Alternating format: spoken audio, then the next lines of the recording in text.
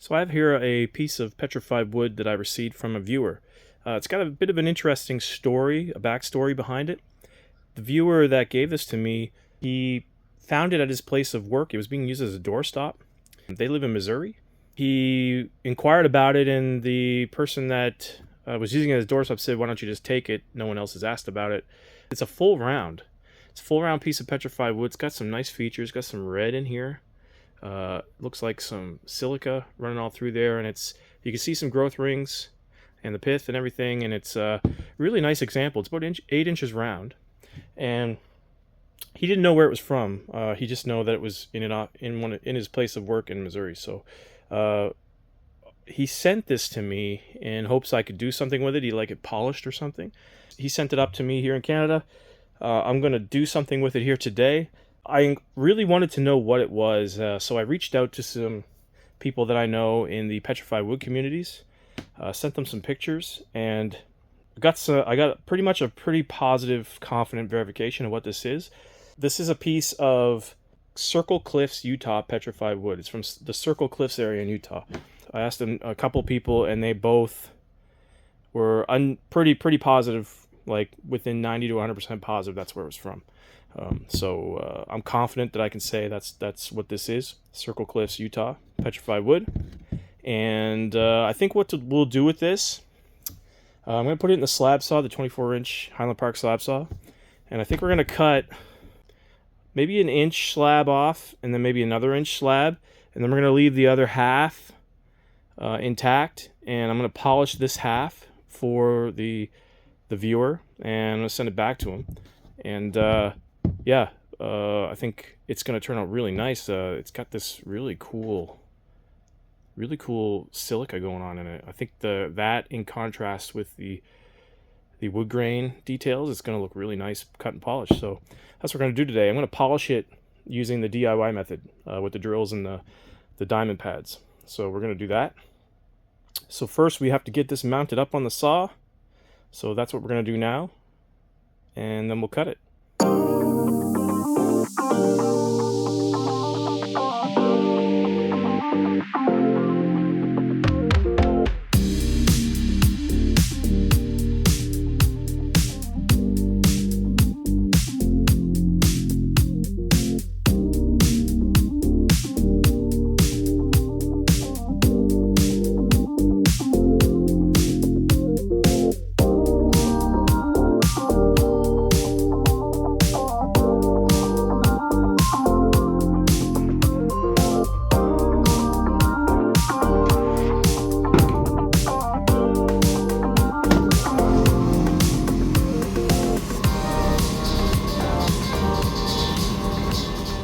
Okay, the cutting's done. Let's take a look to see what this piece of petrified wood looks like.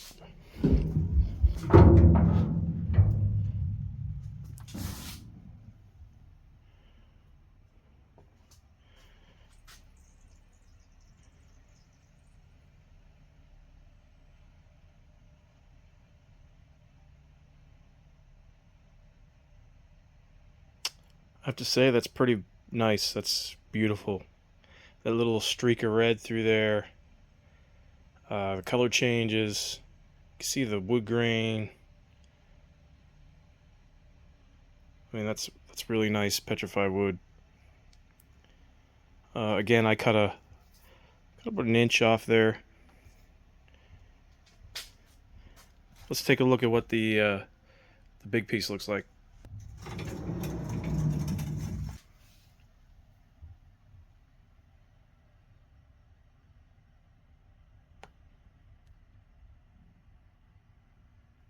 Getting some more of that red on this half.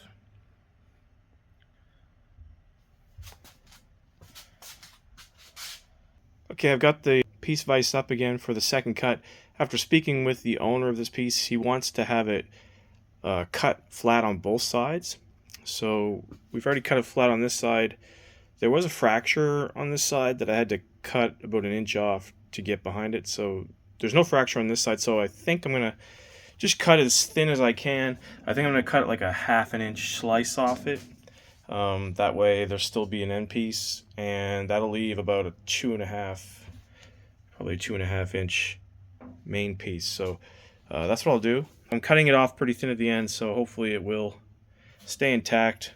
Hopefully there's no hidden fractures in there, but should be okay. It's a pretty solid piece for the most part.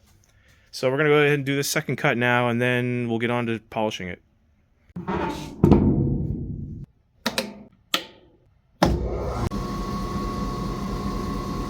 Okay, so I'm done that cut.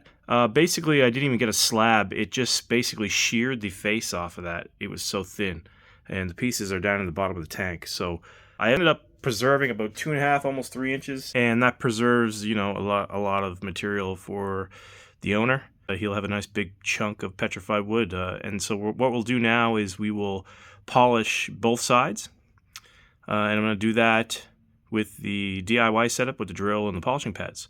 So let's get started on that right now. So the slab saw did such a good job of making a super smooth cut. You can see this is dry and there's not a lot of saw marks, no scratches on it hardly.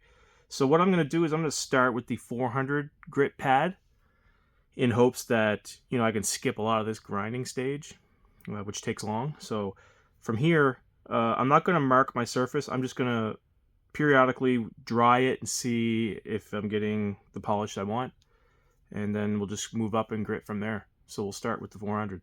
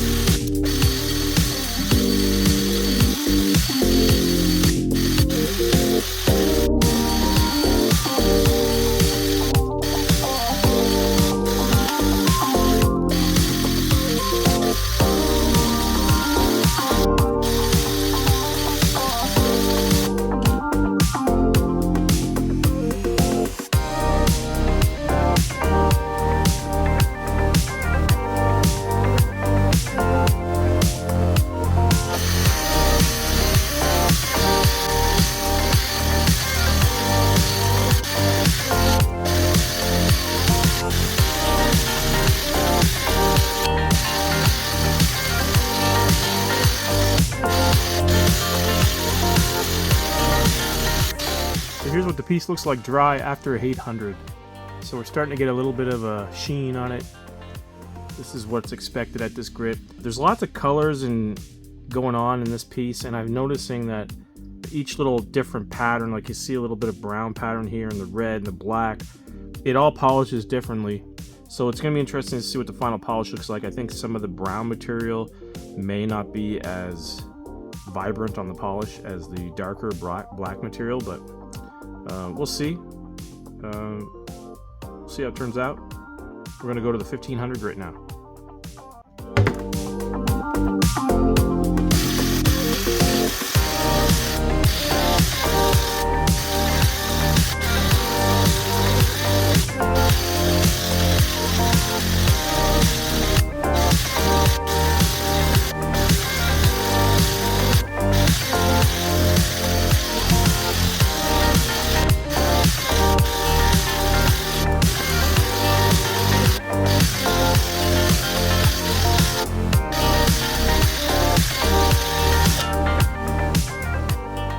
Okay, so here we are after the 1500, and you can see we've now got a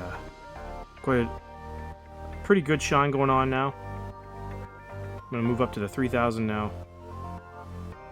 Can definitely see some of those spots are not taking a polish, but usually when we get up to 10,000, everything comes around. So we'll keep going off to the 3000 now.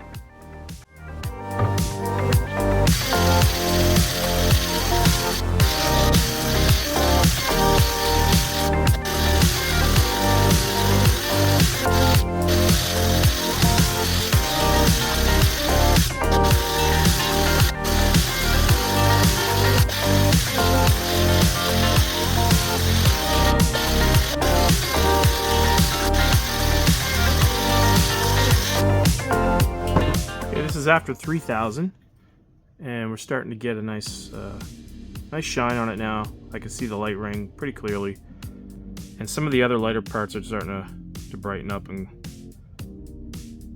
come through a little bit. So all in all, pretty happy with how this is turning out. And we're going to go off to the 6,000 grit now.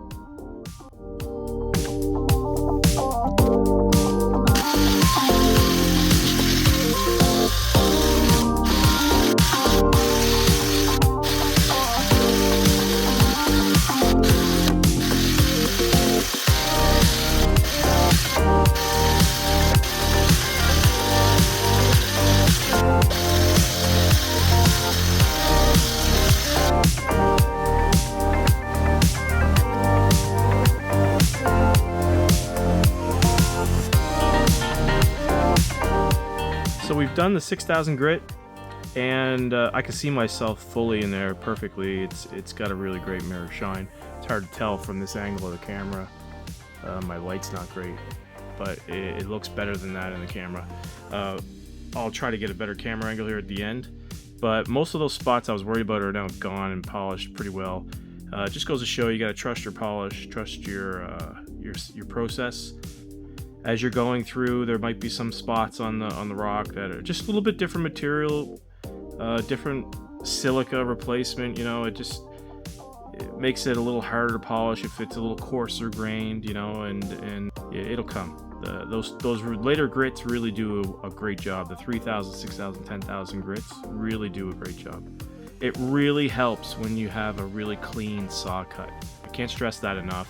Change your blades often, or sharpen them as often as you can. Don't cut with dull blades if you can avoid it, because that'll give you saw marks, and then you have to start basically at the 50 or 100 grit. I was able to start at the 400 grit on this piece, and it helped a lot. Usually I spend a lot of time getting saw marks out with the 100 and 200 grit discs, and didn't have to do that in this one because my cut was so clean. I was able to polish this in, both sides in under 2 hours. So let's do the 10,000 grit here. It should only take about 5 to 10 minutes, and then we'll reveal it here in the end.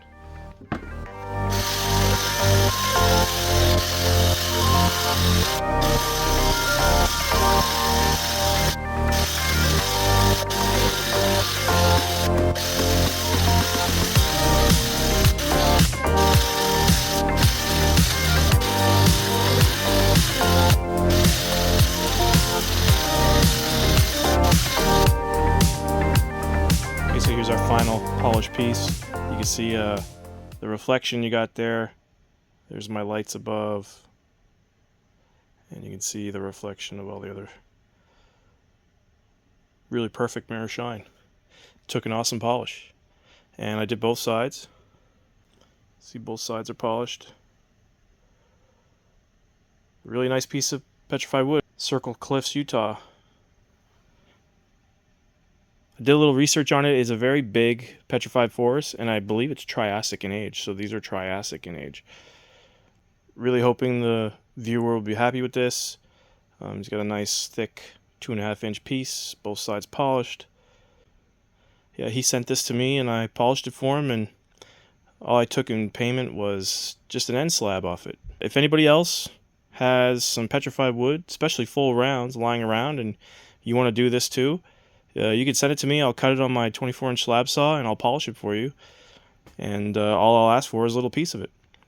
You will also have to pay for shipping, but yeah, I think it's well worth it. I mean, he's getting a nice display shelf piece back that he can keep for forever, and it's a beautiful piece. I want to thank everybody for watching this video. Please like, comment, and subscribe to the channel if you haven't already. I want everybody to have a great week, and we'll catch you on the next one.